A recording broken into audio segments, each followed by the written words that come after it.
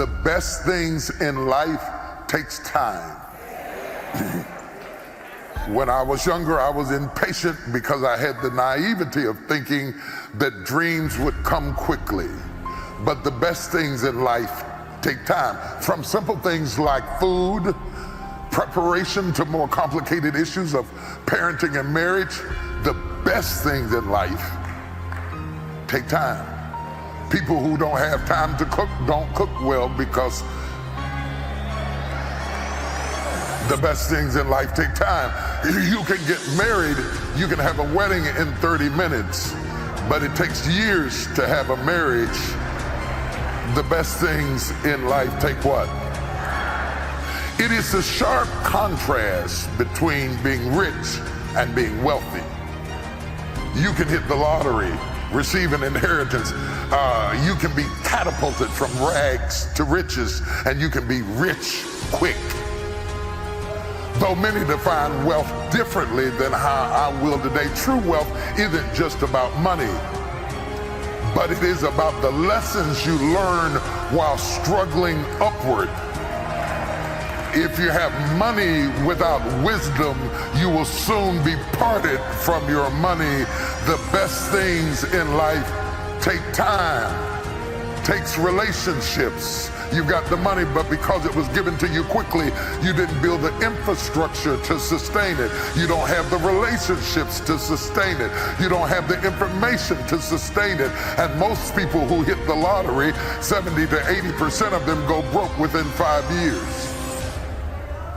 You can't imagine that you could hit that much money and lose it, but the truth of the matter is, God is teaching us that the best things in life take time.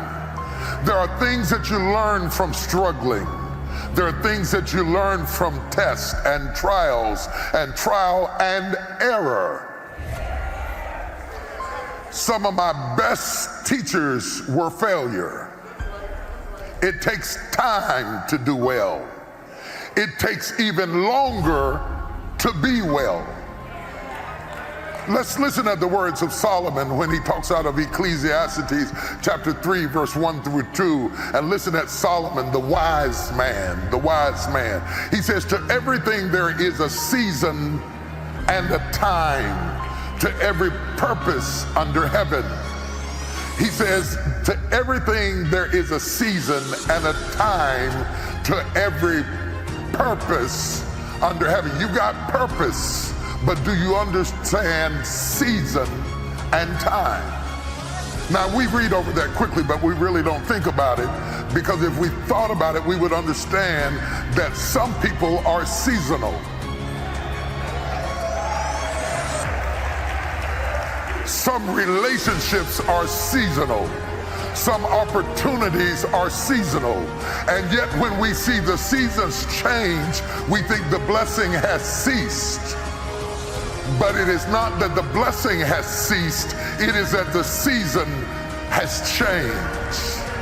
There's a great deal, I got a lot of trees in my yard. There's a great deal of difference between how my yard looks in the spring and how it looks in the fall. And by the time it gets to winter, quite frankly, the trees are ugly and barren and destitute. And if you came in the winter and saw it, you would have no idea of how beautiful it would be if it takes time. There is a time to be born, and there is a time to die.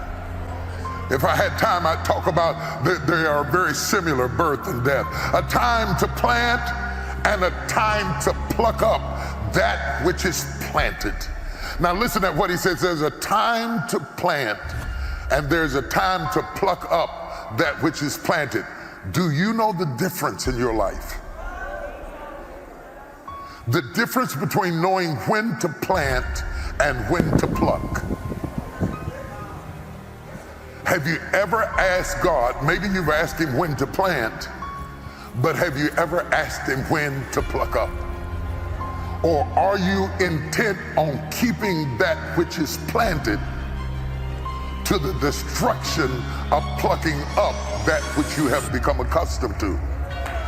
You can't have a new season until you are willing to say goodbye to the season you had.